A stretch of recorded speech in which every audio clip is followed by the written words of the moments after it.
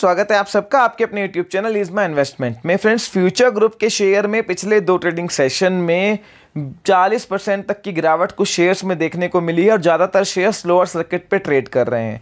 Investors की पूरी capital almost wipe off हो चुकी है। फ्रेंड्स, यहाँ पर अब ये न्यूज़ आ रही है कि एनसीएलटी में रिलायंस इनकी एसेट्स के लिए बिड कर सकता है। तो क्या इन्वेस्टर्स के लिए कोई उम्मीद बची है? इन्वेस्टर्स को अब क्या करना चाहिए, इस बारे में इस वीडियो में हम बात करने वाले हैं। फ्रेंड्स, इस वीडियो में हम ये भी बात करेंगे कि रिलायंस की डील जो है वापस हो चुकी है, कैंसिल हो चुकी है। तो ऐसे में अब हर स्टॉक का अलग फंडामेंटल है। हर स्टॉक के बारे में हम बात करेंगे कि हर पर्टिकुलर स्टॉक में क्या स्ट्रैटेजी इन्वेस्टर की यहाँ पे होनी चाहिए। फ्रेंड्स, 1 मई 2022 को 1 घंटे का online live session basics of stock market पे हमने रखा है, जो कि फ्री ऑफ कॉस्ट है, जहां पर हम स्टॉक मार्केट के बेसिक्स के बारे में, डू और डोंट्स के बारे में बात करेंगे with 15 minutes live Q&A sessions. अगर आप सेशन अटेंड करना चाहते हैं तो लिंक मैंने डिटेल में आपके लिए लिंक दे दिया है डिस्क्रिप्शन में, आप अपनी डिटेल उसमें फिल कर सकते हैं। सेशन फ्री ऑफ कॉस्ट है। फ्रेंड्स, पिछली 3 वीडियो से हम इन्वेस्टर्स को वार्न कर रहे हैं कि रिलायंस की डील अब सेल थ्रू नहीं हो पाएगी। जिस तरह से फ्यूचर ग्रुप्स की एसेट डेटोरिएट हुई है over the period of time और डेट बढ़ी है, यहाँ पर जो है इन्वेस्टर्स के लिए कुछ खास टेबल पर नहीं बचा है और यहाँ से निकलने में ही भलाई है। हम 3 वीडियो से पिछले यहाँ पर इस बारे में बात कर रहे हैं और आप देख लीजिए सारे स्टॉक्स ऑल टाइम लो के आसपास ट्रेड कर रहे हैं। सिक्योर्ड क्रेडिटर ने रिलायंस की डील के अगेंस्ट वोटिंग दी है, उसके क्या मायने हैं उसके बारे में भी हम बात करेंगे। और बैंक ऑफ इंडिया ऑलरेडी जो है आईबीसी के तहत इंसॉल्वेंसी एंड बैंक्रप्सी कोड के तहत एनसीएलटी में अपील कर चुका है कंपनी की इंसॉल्वेंसी के लिए। और स्टॉक्स में जिस तरह की गिरावट आई है वहाँ इन्वेस्टर्स को बहुत बड़ा नुकसान हुआ है। फ्रेंड्स, यहाँ पर फ्यूचर ग्रुप के सिक्योर्ड क्रेडिटर ने इनके अगेंस्ट वोटिंग करी थी फ्राइडे को, जिसके बाद स्टॉक्स में एक भारी गिरावट देखने को मिली थी। और उसके बाद रिलायंस ने बोल दिया था कि ये जो डील है वो इम्प्लीमेंट नहीं हो सकती और डील कैंसिल हो गई थी। फ्रेंड्स, आप एक बात समझ के चलिए कि फ्यूचर ग्रुप पे 28,000 करोड़ के आसपास की डेट है। सिक्योर्ड क्रेडिटर को ये बात पता है कि अगर ये डील कैंसिल हो, डील गो थ्रू भी होती है तो उनको कुछ मिलने वाला नहीं है। कुछ मीडिया रिपोर्ट्स भी ये बात बता रही हैं कि जो इंटेंजिबल एसेट्स है फ्यूचर ग्रुप की, यानी कि जो ब्रांड वैल्यू है, वो पिछले 2 साल में सबसे ज़्यादा जो डेटोरिएशन हुआ है वो ब्रांड वैल्यू का हुआ है, क्योंकि स्टोर्स ऑलमोस्ट बंद पड़े थे या उन पे सामान नहीं था। इस बीच रिटेल सेक्टर भी बहुत तेज़ी से चेंज हुआ है। रिलायंस रिटेल, डीमार्ट ने बहुत बड़े एक्सपेंशंस किए हैं, तो बिग बाजार उसमें कहीं खोसा गया है, तो ब्रांड वैल्यू को बहुत धक्का लगा है। तो जिसकी वजह से वो डील उन लेवल्स पे नहीं हो सकती थी और जो डील का टर्म्स एंड कंडीशन शायद थे उसमें सिक्योर्ड क्रेडिटर्स का कुछ मिलने वाला नहीं था, जिसकी वजह से उन्होंने उसके अगेंस्ट वोटिंग करी है। फ्रेंड्स, अब ये बात आ रही है कि रिलायंस एनसीएलटी में इनके एसेट्स के लिए बिड कर सकता है। फ्यूचर ग्रुप की जो मेन एसेट्स हैं वो उसकी ब्रांड वैल्यू और इनकी पैन इंडिया प्रेजेंस है। शायद 3-4 साल पुरानी बात भी करूं तो रिटेल का मतलब फ्यूचर ग्रुप बिग बाजार था। अगर सुपरमार्केट की बात करें तो बिग बाजार नंबर 1 पे स्टैंड करता था। और आज आप देख लीजिए बिग बाजार की पोजीशन क्या है। तो वो ब्रांड वैल्यू की जो इंटेंजिबल एसेट्स की जो वैल्यू फ्यूचर ग्रुप की जो रिलायंस लगा रहा था वो तो अब वो रही नहीं है।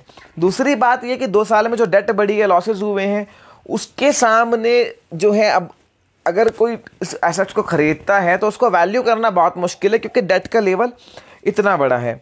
फ्रेंड्स, फ्यूचर ग्रुप में सबसे बुरी जो हालत है वो फ्यूचर रिटेल की है। 28,000 करोड़ की टोटल डेट है, जिसमें से 18,000 करोड़ की डेट फ्यूचर रिटेल की है। 5,000 करोड़ की फ्यूचर एंटरप्राइजेस की डेट है, जिसमें से 3,000 करोड़ उन्होंने फ्यूचर जनरली इंश्योरेंस बेच दिया था। 3,000 करोड़ उनके पास आ जाएगा तो वो डेट घट के 2,000 करोड़ की रह जाएगी। तो लगभग 60-70% डेट तो फ्यूचर रिटेल के आसपास है और कंपनीज के पास भी काफ़ी भारी भरकम डेट है।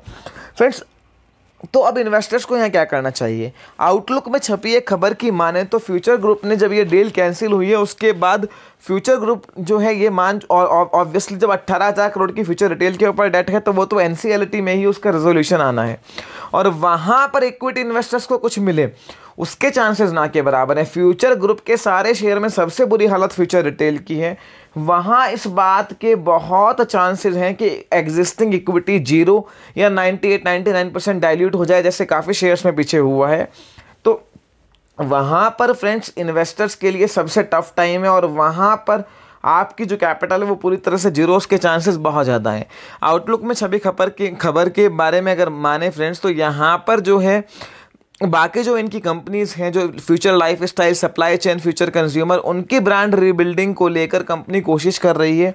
वहाँ पर कुछ एसेट्स को कंपनी सेल करके डेट को रिड्यूस कर सकती है और फिर से बिजनेस खड़ा करने की कोशिश कर सकती है। तो फ्रेंड्स, के रिटेल इन्वेस्टर्स के लिए यहाँ कोई मौका है या नहीं, बहुत ध्यान से समझिए। सबसे पहले अगर बात फ्यूचर रिटेल की करते हैं तो फ्यूचर रिटेल में जिस तरह 18,000 करोड़ की डेट है, 3,000 करोड़ की मार्केट कैपिटल उसकी बची है, शायद उससे भी कम की 1,600 करोड़ की मार्केट कैपिटल पहले थी।